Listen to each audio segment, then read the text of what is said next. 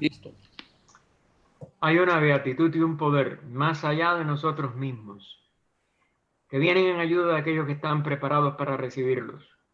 Volvámonos hacia aquellas grandes fuentes, de las cuales emanan incesantemente la fortaleza y la inspiración, para todos los que olvidando el yo, están resueltos a aprender y a compartir sin reservas.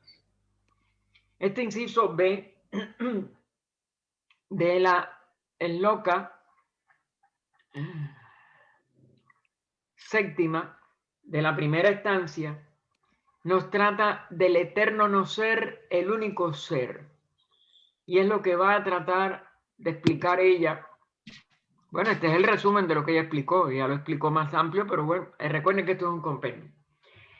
La idea del eterno no ser, que es el único ser, parecerá una paradoja a quien no recuerde que limitamos nuestras ideas acerca del ser a nuestra presente conciencia de la existencia, haciendo de ella un término específico en lugar de un término genérico. Aquí está encerrado lo más difícil de captar y a la vez la única forma de captar cómo en la seidad el eterno no ser es el único ser.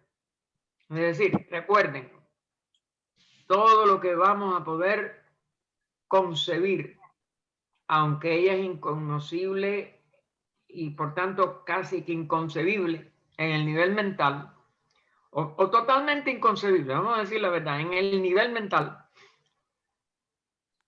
estas estancias, y sobre todo esta primera estancia, nos trata de llevar a un estado de conciencia más allá del nuestro actual, más allá sobre todo de la personalidad y de la mente que funciona a través de la personalidad, que es la mente completamente personal y restringida a las experiencias que va recibiendo a través de los 5 sentidos, que es lo que constituyen entonces, o lo que constituye su resultado en el pasado que recibimos, porque nunca puede ser el presente, sino la mente no lo podría captar. Y a la vez que pasa por los sentidos, se convierte en pasado. Luego, la existencia nuestra como conciencia actual es una conciencia personal limitada al pasado y que no es capaz de poder asomarse, vamos a decir, ni tan siquiera asomarse al verdadero presente. Porque la mente, a la vez que lo registra como impresión, como recuerdo, ya pasó eso al pasado. En el momento que lo hace puede ser el presente, pero enseguida que lo graba, enseguida que lo convierte en palabras, en memoria, eso ya está en el pasado. Esa es la gran dificultad de entender a Krishnamurti, porque él no habla de la conciencia nuestra, de los 5 sentidos y del cerebro físico. Pero hay otra conciencia de la que él habla, de la que él trató de hablar, de la que en realidad nunca se puede hablar, nunca se puede poner en palabra, que es la trascendencia a la conciencia del verdadero ser, no del existir. Nuestra conciencia es de nuestra existencia, de nuestro existir, en los cuerpos y personalidad que vamos formando a través de la acumulación de los sentidos, de la acumulación del intelecto, de la acumulación de las experiencias, de la acumulación del placer y del dolor. Y eso no es el ser.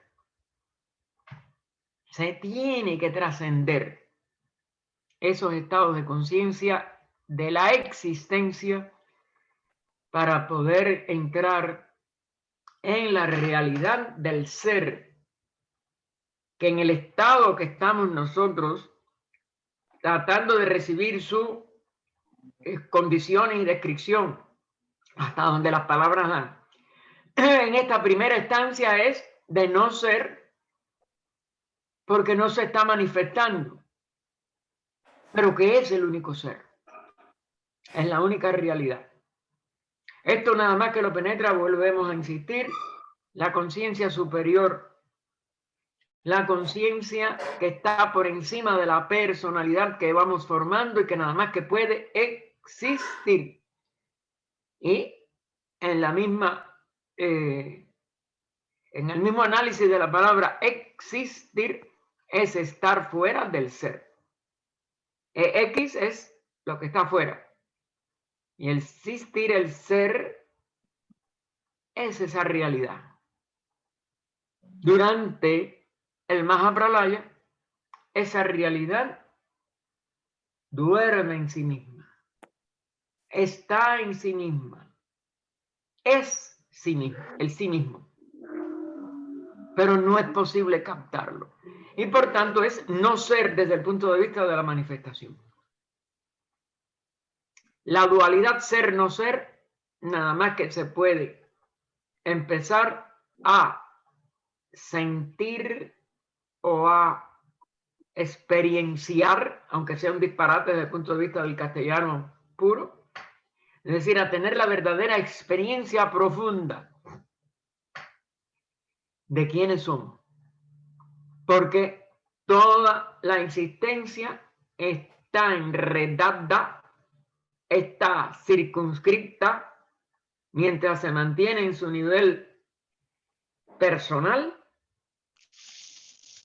a los vehículos, al vehículo o los vehículos con los cuales o con el cual estemos en ese momento identificados como yo soy, yo estoy, yo siento, yo percibo, yo miro, yo oigo, yo hablo.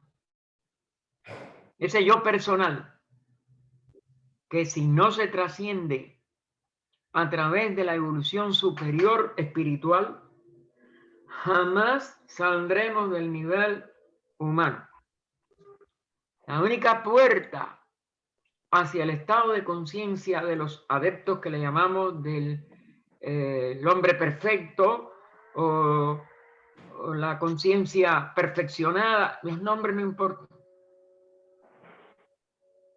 No puede tener, como si dijéramos, por prisión ninguno de los vehículos de la constitución de lo que llamamos microcosmos.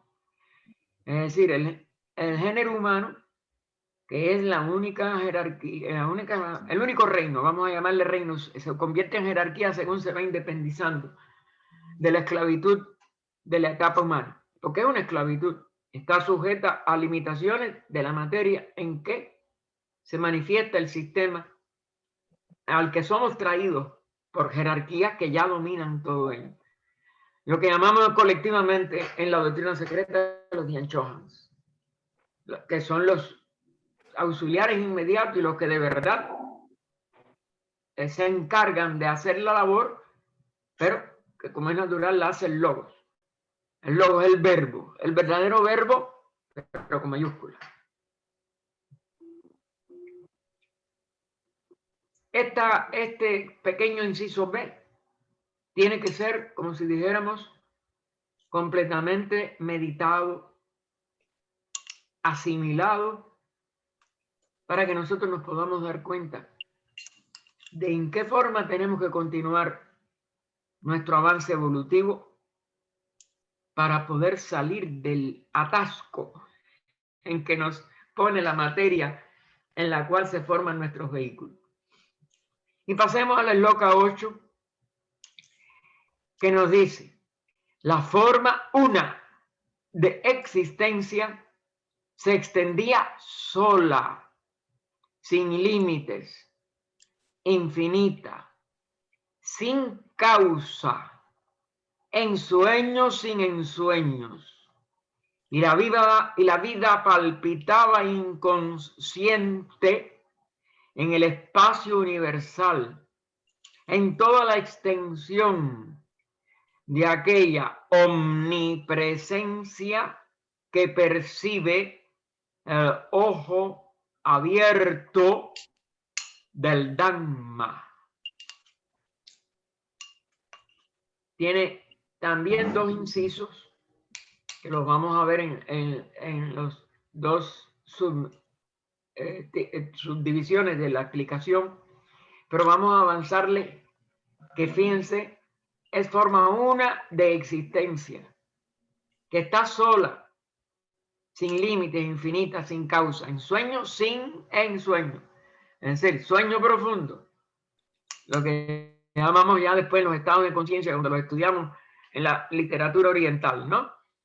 Está primero el sueño con ensueño, que es la que la mayoría de nosotros tiene, pero hay un sueño sin ensueño, que a veces cuando despertamos nos damos cuenta que ya es de día o que nos ha despertado lo que nosotros pongamos para despertarnos porque tenemos deberes, etcétera, y nos parece que nos habíamos acabado de acostar.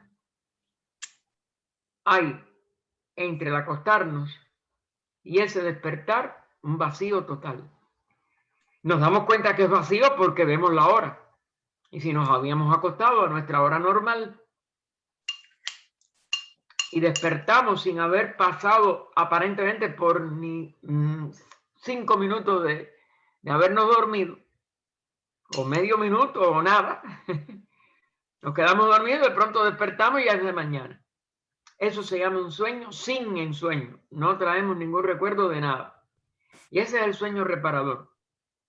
Ese es el sueño que cuando de verdad lo logramos, amanecemos nuevos, por cansado que hayamos estado la noche anterior. Mientras que a veces algunos ensueños podrán ser placenteros, agradables, otros podrán ser pesadillas, hasta terroríficas cosas, etc. Pero no hemos descansado. Desde que se duerme hasta que se despierta, tiene una hilación o no hilación, es decir, una serie de imágenes que llamamos sueños. Al día siguiente estamos tan cansados a veces como nos acostamos, porque no hemos de verdad hecho descansar ese cerebro de ninguna de sus actividades inconscientes y ellas todas siguen ahí palpitando cuando nos despertamos. El sueño sin ensueño es el sueño reparador, el sueño del que despertamos como nuevos. Y fíjense cómo la segunda parte se refiere a esa vida, que es la forma una o la unidad de la vida. Palpitaba inconsciente en el espacio universal. No en el espacio de un sistema, en el espacio de algo, sino en un espacio totalmente sin modificaciones. Lo que cuando se estudia en el proemio, la primera proposición fundamental es uno de los dos símbolos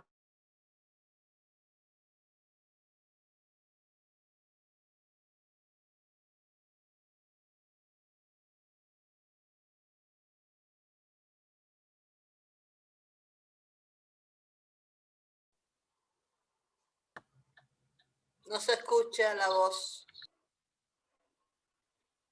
Su micrófono está cerrado, hermano. Se cerraron los micrófonos. Sí, el micrófono. Pero desde que yo empecé. Sí. No, lo que pasa es que a lo mejor estaban abiertos y los cerraron, y cerraron el tuyo por error, pero no, ¿Hasta dónde oyeron? Sí, todo lo demás hemos oído, nomás ahorita. La vida bueno, después de okay. la 8. Desde la Bueno, vuelve a empezar la 8. Gracias por estar atento. Y sí, pero bueno, yo había leído ya algunas cosas y habíamos comentado mucho del inciso B. Bien, la forma una de existencia se extendía sola, sin límites, infinita, sin causa, en sueños sin ensueños. Y la vida palpitaba inconsciente en el espacio universal, en toda la extensión de aquella omnipresencia que percibe el ojo abierto del Dhamma. Les decía que tiene dos subtítulos. que veremos, igual que la sloka anterior, y lo principal de la primera parte es que es una existencia única, o en el fondo no existencia, como vimos en la sloka también anterior. Por eso está sola, sin límites infinitas, sin causa. Ensueño sin ensueño. Y estaba explicando la condición del ensueño sin ensueños. Es decir, cuando de verdad descansamos, cuando de verdad nos reponemos y nos despertamos con la idea de que nos hemos acabado de acostar, que nos hemos acabado de dormir. Ese es el sueño verdadero. Los ensueños siempre van a ser agradables, desagradables, etcétera, etcétera, pero engendrador de clechas, engendrador siempre a la larga de cosas desagradables, porque nos hemos acostado para descansar y la actividad del cerebro o la actividad que podamos tener en mundos internos como el astral, etcétera, no nos sirve para descansar totalmente y para reponernos, que es para lo que es el verdadero sueño. Y por tanto, el sueño sin ensueño es igual, es lo único que repara el universo total. Entonces, la segunda parte nos dice que la vida palpitaba inconsciente. Claro, igual que cuando estamos en ese sueño sin ensueño. En el espacio, y el espacio es uno de los dos símbolos que desde el proemio ya dio de la seidad, de la realidad una. Y que ella vamos a decir, los cataloga así, pero son símbolos. De todas maneras, nosotros no llegamos a la realidad de lo que es la seidad. El espacio abstracto absoluto en un movimiento abstracto absoluto, o viceversa, movimiento abstracto absoluto en un espacio abstracto absoluto. Es decir, una condición para nosotros también inconcebible. Es decir, que va más allá de nuestras concepciones mentales, porque va más allá de toda manifestación, que es lo único que puede concebirse en la mente. Y fíjense que nos dice, en la total extensión de aquella omnipresencia, es decir, está en todos lados y no tiene ninguno del cual estar fuera. Por eso omni es total, presencia es que está en todas partes, que es una de las descripciones que después se van a ir dando de la realidad. Tiene su centro en todas partes, la circunferencia o límite en ninguna. Por ello, es omnipresente, es lo único omnipresente. Esta facultad de omnipresencia, como la de omnipotencia, es decir, de poder todas las cosas, también se ascribe por las religiones monoteístas y sobre todo por las que han antropomorfizado ese monoteísmo, que lo ven como un anciano, que lo ven como un hombre o como algo, es decir, como una expresión de un vehículo. Y después dicen que es omnipresente y omnisciente. Si tiene un vehículo, nada más que puede estar presente en su vehículo. Y por tanto ese vehículo ya lo separaría de lo que no fuera ese vehículo. Y entonces no estaría presente en todas partes. Así que esa es una condición que no se puede aplicar a ningún ser, pero sí a la seidad o condición esencial de todos los seres. Y después nos dice que nada más que lo percibe esa omnipresencia, el ojo abierto, que lo pone entre comillas, del Dhamma, palabra que ella va a explicar en la llamada. Dhamma significa un alma purificada, uno que se ha convertido en Jivan Mukta, que es el nombre que se le da a la vida cuando se libera de la rueda de nacimientos y muertes del reino humano. El adepto más elevado, o más bien lo que se llama un Mahatma. Maha grande, Atma es el nombre, vamos a decir, apropiado para el polo del espíritu, de la manifestación de esa realidad. Recuerden que la realidad sí ya se manifiesta y a la vez que haya manifestación hay por lo menos la primera dualidad. El espíritu y la sustancia en que ese espíritu se va a empezar a manifestar.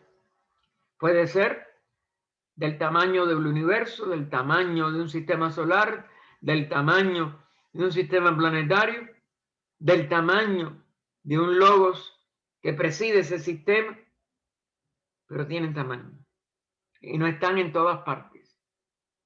La condición de omnipresencia es nada más que la de la seidad.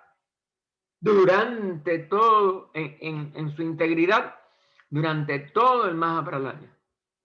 A través de su gran aliento, aunque ella no va a perder ni un ápice de esa omnipresencia, no va a poderse nada más que percibir o captar o entrar en relación con sus funciones en alguna de estas grandes expresiones mayávicas aparentemente diferenciadas. La seidad continúa siendo lo que es, pero lo que se manifiesta y aquellas expresiones manifestadas de sí mismas aparecen, no es que sean falsas, pero aparecen como separadas o diferenciadas por la expresión en ese espacio de vibraciones, de energías, de capacidades que desde la seidad surgen para expresarse como logos, jerarquías infinitas, expresiones de sistemas, de expresión material, etc. Aunque todo ello sigue siendo un colosal proceso mayávico de apariencia, no ha cesado de ser lo que es. No ha cesado en nada su unidad. Pero esa expresión de sí mismo o de sí misma, de la seidad, permite que dentro de ese maya evolucionen existencias y apariencias de seres separados que evolucionan, que aumentan constantemente su evolución. Y esa es la ley una que preside esa manifestación. Y esa es, desde el punto de vista, como si dijéramos, de la esencia del Manvantara, la exhalación de ese aliento divino que es el respirar cíclico del universo. Periodos de manifestación manvantárica, como se le llama, entre dos manus, entre dos conciencias que rigen la ley de evolución para ese periodo y sobre todo para el periodo del reino, visto del reino humano sobre todo, aunque abarca todos los reinos, pero Manu es pensador, es decir, los seres que ya están en la etapa de expresar su inteligencia a través de ese maya y que esas expresiones inteligentes sean cada vez más amplias, más tremendas, más colosales, más ricas y sobre todo con una cualidad a partir de esa condición de Mahatma hasta la de los logos más, vamos a decir, más colosales concebibles o al menos o distinguibles por las enseñanzas, etcétera, que son expresiones únicas todos.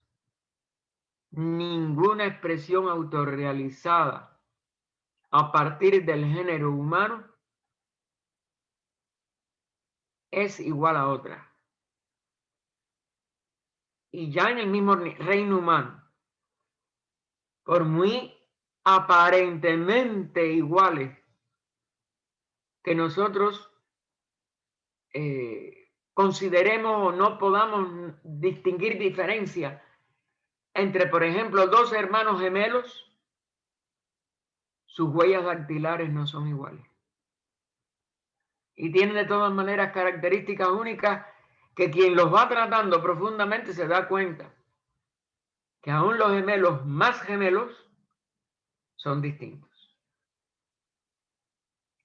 Y por ello, una de las cualidades que el ser humano va aprendiendo a valorar en la evolución es su unicidad. Es decir, su condición única que no repite nadie, ni nadie va a repetir. ¿Cómo puede ser eso? La mente desmaya.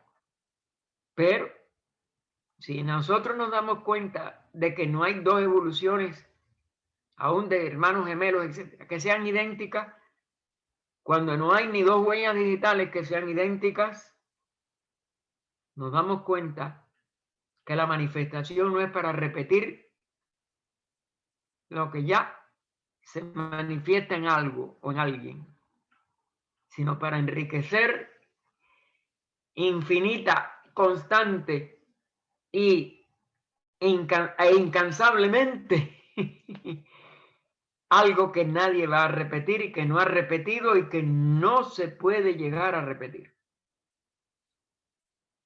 Eso solo nos da la inmensidad de la sabiduría que llamamos sabiduría divina o teosofía. Y eso es lo que comprueba que nosotros no estamos jugando con ilusiones, ni con algo que pueda ser verdaderamente demostrado de que es falso. Esa es otra de las grandes confianzas que puede tener un estudiante de teosofía según profundiza. Se percata de que no hay nada que haya podido demostrar falsedad en las leyes que de los grandes adeptos se nos han comunicado y que ellos con sus vidas y sus sacrificios por el bien de todos constantemente demuestran que ellos la han comprobado, que ellos pueden abolir lo que la humanidad ignorante ha tenido que apelar, a lo que la humanidad ignorante ha tenido que apelar siempre, a las creencias. Que cada adepto, como está en una de las cartas y H.P. Bell lo ratifica en esta obra de la doctrina secreta, comprueba por sí mismo para poder alcanzar ese grado de adeptado todo lo que ha aprendido en la filosofía esotérica que primero tiene que recibir como enseñanza. Pero que lo convierte en un Jivanmukta, que lo que lo convierte en un protector de todos los reinos de la naturaleza, es que él tiene que asumir la comprobación de esas leyes por sí mismo. Y de primera mano las tiene que comprobar para que su conciencia pueda alcanzar la estatura de ese Jivanmukta, de esa vida liberada de toda la ley de todos los ciclos, de necesidad evolutivo en los reinos inferiores, incluido el humano, y que se convierte en un cooperador de esta vida una y de esta expresión única de cada ser para que siga funcionando con aportes únicos al apresuramiento del cumplimiento de la ley de evolución en cada Manvantara.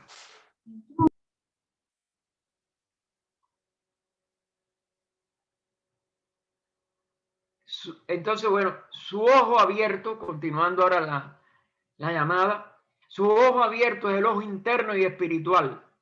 Es la clarividencia, como se la comprende generalmente, o sea, el poder de ver a distancia, sino más bien la facultad de intuición espiritual, por cuyo medio se puede obtener el conocimiento directo y cierto. Conocimiento, no creencia. no hipótesis, no teorías. Es total comprensión de lo que la conciencia investiga y comprueba para convertirse en adepto.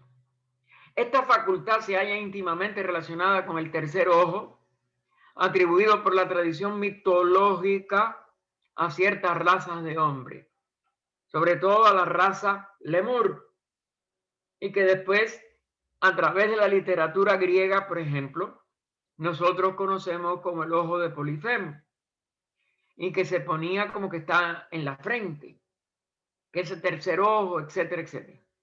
Ustedes saben que en la doctrina en antropogénesis vemos que eso no es literalmente así, pero sí que más bien la visión empezó por niveles espirituales o psíquico-espirituales, en los niveles que se iba descendiendo, es decir, en el arco de descenso, y el ser humano tenía un ojo en la parte dorsal de su cabeza, es decir, en la parte occipital, y que eso se perdió cuando el ser se materializó a tener huesos.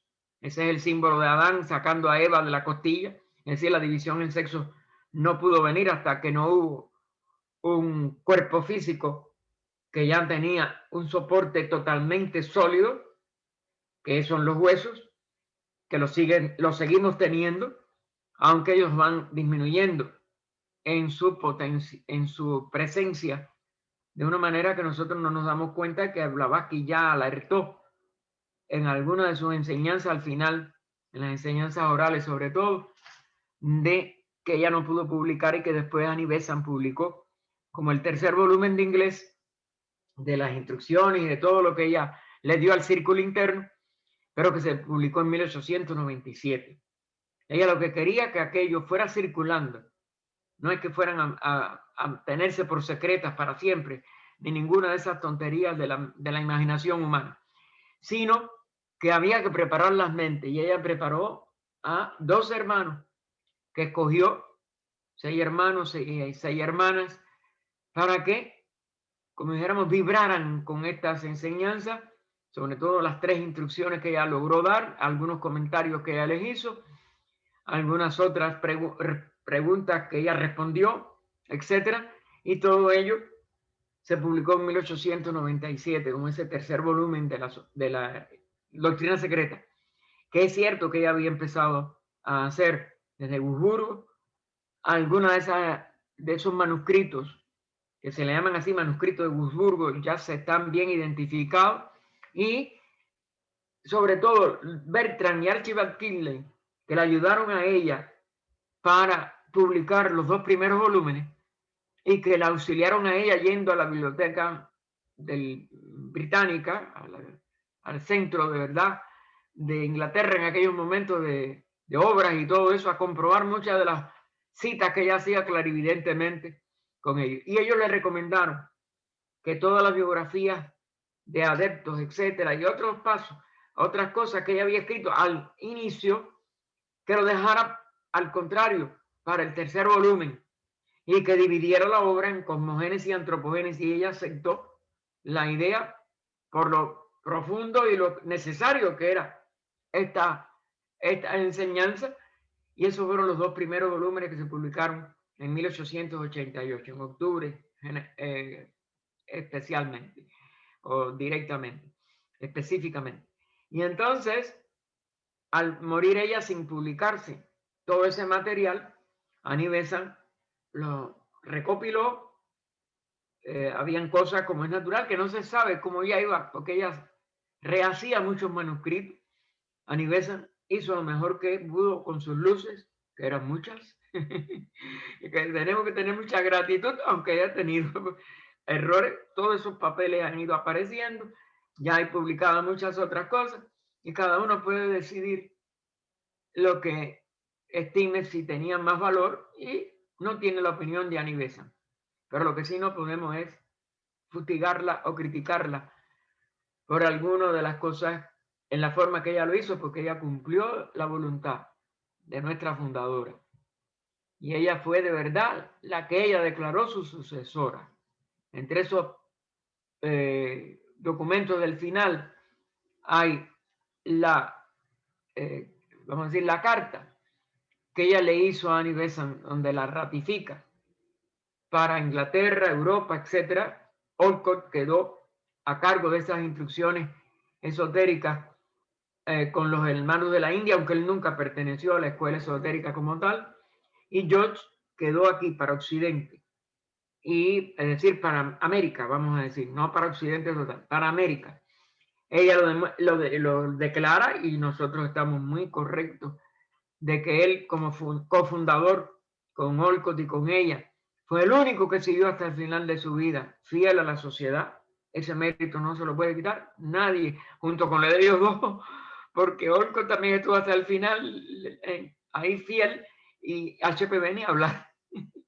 Pero bueno, vamos al punto. Pero ella lo nombró para América. Pero a Annie Besant ella la nombra no solo para Europa, le dice, usted para Europa y como mi sucesora. La única palabra usada con esa connotación, sucesora, la dio a Annie Besant. Y esto es importante que se estudie. Es importante que se vaya a los archivos.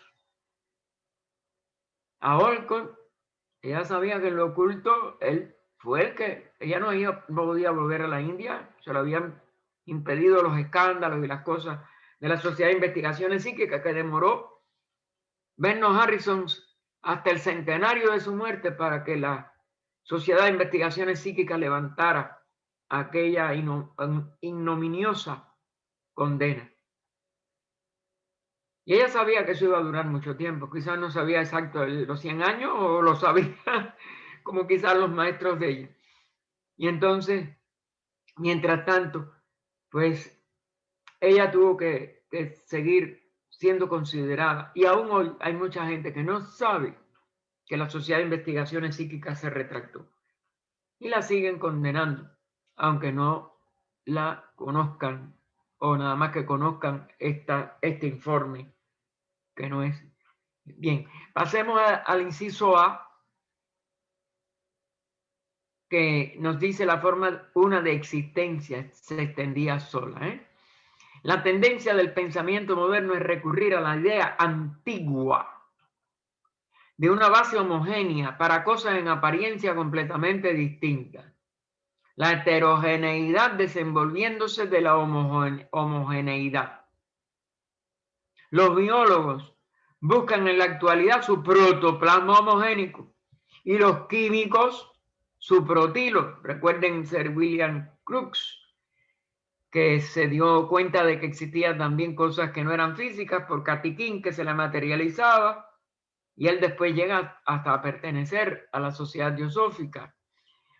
Al paso que la ciencia está buscando la fuerza de que la electricidad, el magnetismo, el calor, etcétera, son diferenciaciones.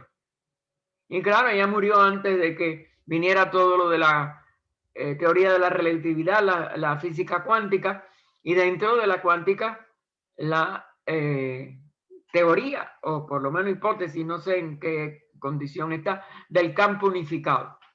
Así que todo procede de una unidad. La doctrina secreta lleva esta idea a la región de la metafísica, que todavía la ciencia no acaba de decidirse a estudiar mundos metafísicos, aunque haya científicos que hayan tenido algunas cosas, como si dijéramos, que vienen de esos mundos y por ello tienen tan pocas explicaciones.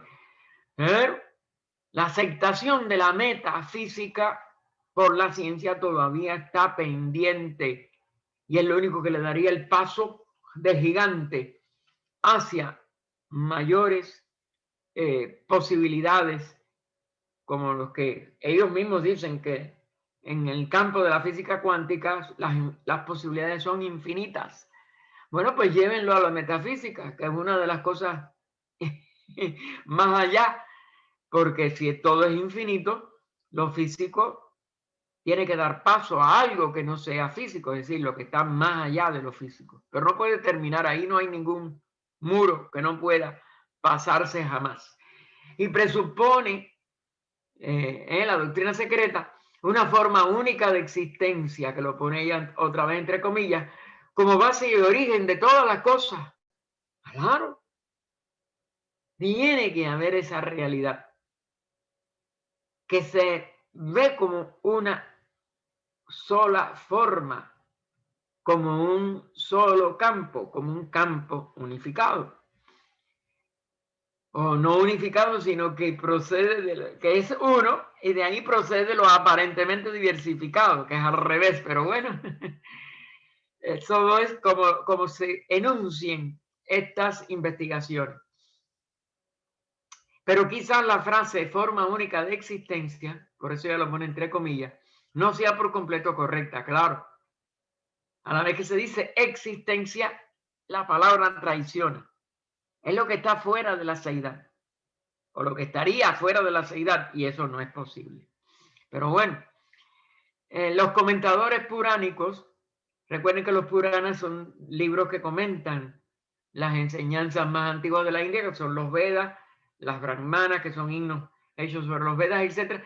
Pero ya los Puranas, recuerden que tienen mucha alegoría, tienen mucho de exotérico y por tanto de estudios relacionados con la existencia, lo que está fuera de, ¿no? Hay que profundizar la esencia de esa seidad y por tanto de dónde emanan los seres, la causa sin causa de dónde emanan los seres, porque ella no es un ser y mucho menos una existencia. Por eso la frase no es feliz y por tanto no es por completo correcta. Ahora los comentadores puránicos, agrega ella, la explican por karana, la causa, entre comillas, pero con inicial mayúscula, ¿no? Pero la filosofía esotérica lo hace por el espíritu ideal de aquella causa. Es decir, por la causa sin causa de esa seidad, que es absoluto no ser y absoluto ser durante el pralaya, y que nunca puede manifestarse totalmente porque es infinita y eterna en su verdadera esencia profunda de eternidad. Lo que no tiene tiempo. No que tenga un momento presente, que tenga un pasado infinito y un futuro infinito también. Eso no es nada más que otra de las expresiones mayábicas del tiempo que mide la conciencia manifestada de seres con sentido de conciencia propia, es decir, yo soy yo, aunque es una confusión con el vehículo en que se pronuncie esa frase, pero que procede de esa causa sin causa. Y es decir, es su verdadera esencia, su ese, está en esa causa sin causa. Y por eso la filosofía esotérica lo hace por el espíritu ideal de aquella causa. Y por eso lo enfatiza en itálica. En su estado secundario es el Svabhavat o Svabhavat, de acuerdo como se quiera pronunciar, porque esta B chiquita, que no es la B alta, ¿no? En muchas frases o en muchos idiomas se pronuncia como la U, es la V también que se le dice, y en lugar de la B, que es otra consonante verdaderamente distinta. Pero entonces habría que considerarla como una expresión de la vocal U, aplicándole entonces la pronunciación Svabhavat del filósofo budista. Esta es una palabra budista que se usa sobre todo en el Tíbet. La eterna causa y efecto omnipresente, aunque abstracta. La esencia plástica existente por sí misma y la raíz de todas las cosas, que ella va siempre a insistir, raíz sin raíz, porque eso sí que no puede sacarse de nada. Está siempre en todo. O es, en cierto aspecto, durante los pralayas, el todo sin principio ni fin y sin posibilidad de manifestación total, jamás. De ahí que Tainia, 100 años después casi de todas estas enseñanzas de ella, hablara siempre la realidad por siempre inmanifestada. Es decir, la realidad de una nunca puede manifestarse porque ninguna manifestación puede abarcar lo infinito en lo eterno. Y el inciso B nos dice ella, sueños sin ensueños. Es uno de los 7 estados de conciencia conocidos en el esoterismo oriental.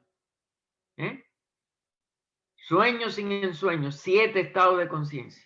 Sabemos que empieza en el de vigilia, Jagrat, Svapna, etc.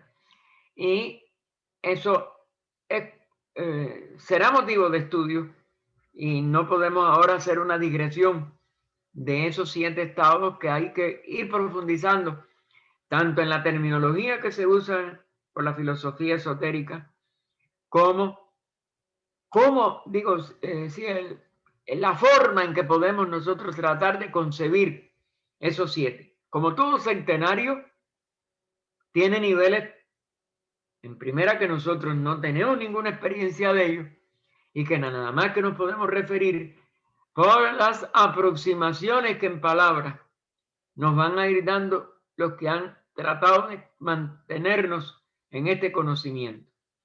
No todo, igual que todo centenario, no todos los sistemas, tanto Vedantino como Samkhya, etcétera, etcétera, han llegado a los 7. La mayoría de ellos, siguiendo nuestro nivel actual promedio de evolución, que es de 5 sentidos, pues nos hablan de 5 estados de conciencia. Pero en realidad son 7 como toda la manifestación de todo el universo, como la misma constitución humana. Ustedes saben que Subarrao no quiso ayudar a HPB a publicar esta obra porque él pertenecía a una de las líneas estas del hinduismo y de la escuela vedantina que le prohibía hablar y mantenía el centenario como un secreto.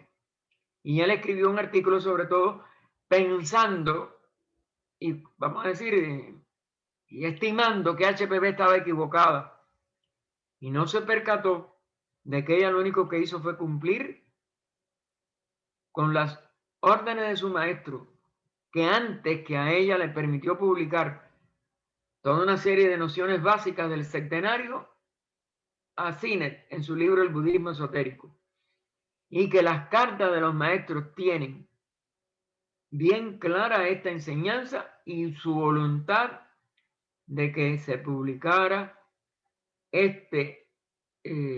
vamos a decir, esta ley septenaria de la manifestación, porque es la que lo uno se polariza como 2, forma la primera figura en el triángulo como 3, una tríada, y se refleja a través de esos 3 aspectos del triángulo en un cuadrado, el cuaternario o la tetractis. A veces está por arriba la tetractis del triángulo, a veces el triángulo aparece, como en el caso de la corona sefirotal, como lo que está por encima, y entonces 7 más 3 es el 10 del universo, y toda una serie de combinaciones que todas tienen valor, que todas tienen que profundizarse, y que ellos estimaron que debía de darse autorización que no le dieron a HPB cuando ella escribe 11 años antes que esta obra de la doctrina Isis sin velo, pero que está totalmente, como si dijéramos, insinuada en una serie de reiteradas expresiones del valor del 7 en la literatura religiosa de la antigüedad, etcétera, de los tomos 3 y 4 de Isis sin velo. Y aún en el tomo 1 y 2 hay cosas referentes al 7, pero bien. Pero sobre todo referente a las religiones, que fueron las que tuvieron que seguir la norma de que los misterios de aquella época prohibían el publicar la esencia del septenario y la ley septenaria de la manifestación. Sueño sin ensueño es uno de los 7 estados de conciencia conocidos en el esoterismo oriental. En cada uno de estos estados entra en acción una parte distinta de la mente. Porque la conciencia volcada hacia el exterior, en relación con la materia, ese principio de inteligencia que también se le llama en general cuando se ve, vamos a decir, en perspectiva septenaria, es el Siddha. El aspecto Sit de los 3 originales, Sat, Sit, Ananda. Sat es el ser en sí mismo o el Padre. Ananda es el resultado de la interacción con Sit. Sit es el que ya está en relación con lo que va a ser primero su expresión sustancial, después la materia. Y la palabra después se convierte en Citta, que son los niveles de expresión de esa inteligencia en distintos niveles de materia. Desde lo más sutil a la materia de lo que llamamos los mundos con forma. Y entonces, estos 7 estados también, como es natural, están en Sit y se pueden aplicar a todos los 7 planos de manifestación de la conciencia. Es decir, verlo como conciencia y verlo como su relación con la sustancia y después la materia en distintos lugares. Así que en cada uno de estos estados entra en acción una parte distinta de la mente. O como diría un vedantino, el individuo es consciente en un plano diferente de su ser. Y si hay 7 planos, y si hay 7 estados de conciencia, hay 7 expresiones de la mente. El término sueño sin ensueños, en este caso se aplica alegóricamente al universo para expresar una condición un tanto análoga a aquel estado de conciencia en el hombre que, no siendo recordado en el estado de vigilia, parece un vacío.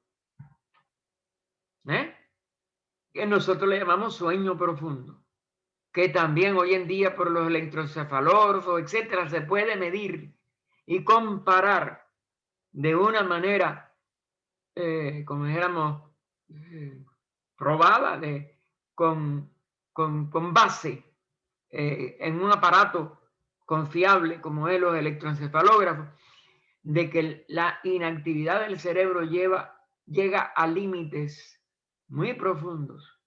Es decir, que se ha podido saber cuándo un ser humano de verdad entra en ese estado de sueño profundo, tienen sus connotaciones científicas, etcétera, y se sabe que es cuando el ser humano de verdad está descansando. Así es el universo. El universo también en estas estancias está llegando al fin de ese periodo en el cual por 311 billones, 40.000 millones de años, todo el universo ha estado en sí mismo, totalmente sin actividad hacia lo que llamamos un periodo de manifestación, sin ninguna presencia de diferenciación ni en el más ligero maya, sino en la realidad de la unidad total de sí mismo, en sí mismo y por sí mismo. Tenemos que dejarlo aquí, continuaremos en la Shloka 9 o novena. Déjenme apuntarlo porque si no después me quedo sin la guía. En la página 72 hemos avanzado muy poquito. No se me desesperen, pero esto al principio si uno no toma bien este fundamento, me parece que no haríamos nada y nada más que terminaríamos en confusión. Oh poderes del amor, perdón, oh vida oculta que vibras en cada átomo, oh luz oculta que brillas en cada criatura, oh amor oculto que todo lo abarcas en la unidad, cada ser que se sienta uno contigo, sepa que por lo tanto es también uno con todos los demás. Paz, paz, paz a todos los seres.